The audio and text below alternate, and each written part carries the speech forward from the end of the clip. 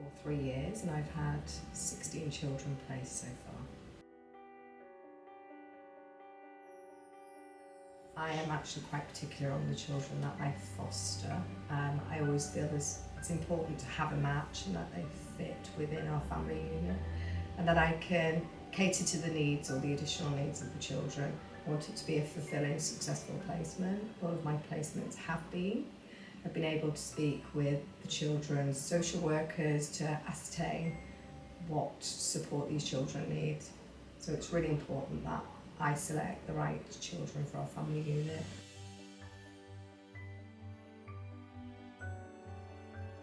Facebook advertisement that I clicked on, filled out the basic questionnaire, and then I had a call straight away from one of the social workers who was very open, kind and very welcoming, and she explained all the support that they give to the foster carers.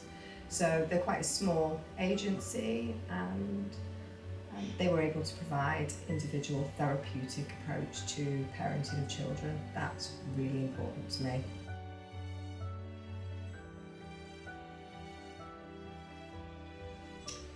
I would say being a foster carer has brought a huge amount of wonderful people into my life. The day-to-day, just with the children, seeing how they've grown, developed, from the children that arrived to the fantastic children they are now, just making a difference.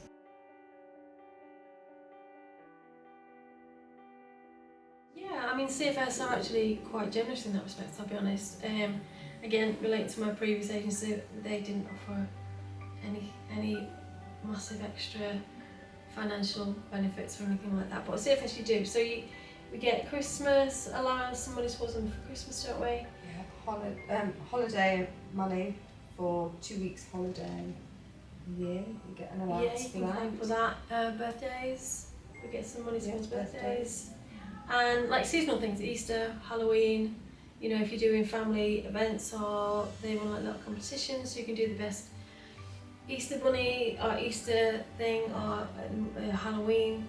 So pumpkin or decorating cakes and stuff, like little competitions between them, and you can claim money back for that, so you're not out of pocket. Should we get mileage? Yeah, if you've got children who maybe out of the area or you're commuting to school, my children had to do quite a large commute, and other carers have to do big commutes at times. And it does add up. The mileage on your car does add up, so it's an extra. I'm just thinking of some of the other placements when you have children starting a new school and they arrive with you, you get an allowance towards uniforms. Yeah, and set-up costs. My newest child, he's just changed schools, so we have allowance to help to work towards a new school uniform because he's changed schools completely. He's come out of area to live where we are. So yeah, and they all really do count. They do, you know, it's very welcome, I think, you know.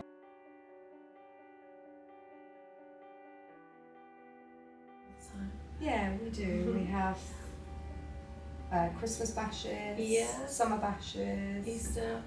Support groups are once a month. They do a daytime session and an evening session for people who work. Yeah, and as well, we all got friendships within CFS that we obviously met through CFS, being foster carers. We all got something in common. And we're all quite widely spread out, aren't we, across the northwest as well. So I don't really get to see Sara very often because she doesn't live in my area. But I know, Sara, you've got friendships with other foster carers, haven't you? And you do friend groups, we meet up for coffee and stuff like that, don't we? So, or just we do a quick check-in once a week to make sure everyone's okay in our little group. We have areas of small cluster groups where foster carers might get together during the holidays, depending on the age of the children or whether it suits them. So we might meet at a soft play centre or a gymnastics hall that we've hired out. So yeah, we do quite a few get-togethers.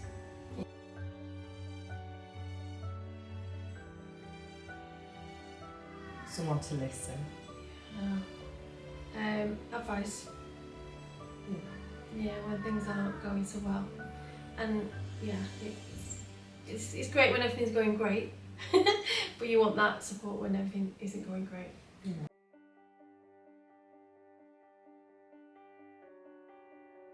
So every foster family will have a dedicated social worker, supporting social worker. So you as an individual, or your family as an individual, will have a social worker, and the children will also have their own social worker.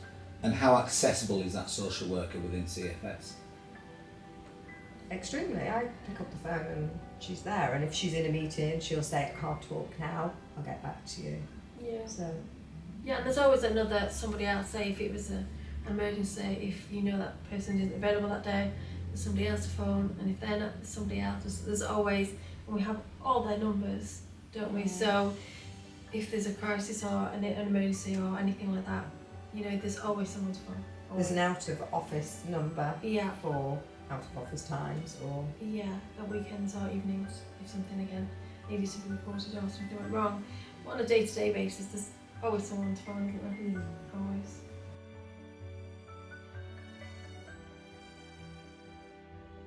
I think just the children are very different, even though my 3 children, 2 are related, brother and sister, and 1 obviously isn't. You know their background, you know what they've been through to a degree, obviously, and yet the outcome of that for each child is very different. They come away with the impact of their childhood or the traumas that they've had impacts on them very differently. So, for example, my 2 children that I've had for 5 years, I've had to parent them both very differently, which again has been a challenge at times.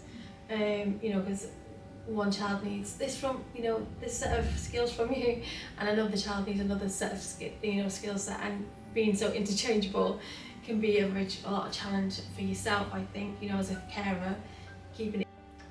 well, that's quite a difficult one, because I get a lot of joy actually from fostering. I would say trying to manage, not necessarily the foster children, but my relationships outside of fostering, because it can be quite consuming. So just having a little bit of time carved out so that I can go and check on my parents or check on my own children. It's just managing my time with the extended world around me, shall we say. It can be quite isolating, can't it? If you're fostering, you've got to carve out the time for you, and you've got to have a little bit of self-love dedicated to you so you can recharge and get back into fostering, because sometimes day to day it can be a bit draining. Yeah, so you do need that. So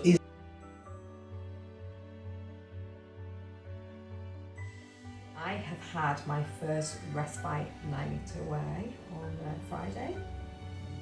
So yes, there is respite available. It's not always, how do you phrase it? It's not something we encourage within CFS, but they also recognise that, certainly for me as a foster carer, and my husband works away, 2 years of dedicating to the children, it's quite important for me to just be able to go away for one night, maybe have lunch with my own children, and then have a night away in a hotel.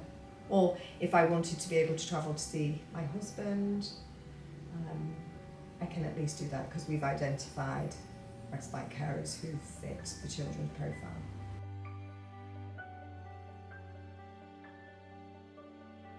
I think it's just the list is endless. Whatever training you want, it's there.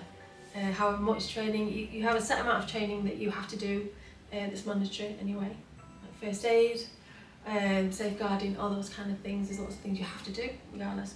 But then, depending on yourself, there's lots you can do additionally if you want it, isn't it? If you see there's a big list of training, if you say, oh, that would really help me, as some training may help me and may not say help Sarah because it's not relevant to Sarah, you just say, can I do that? And it's like, there's nothing you can't do training wise. That's very true. Yeah, so it's all there. And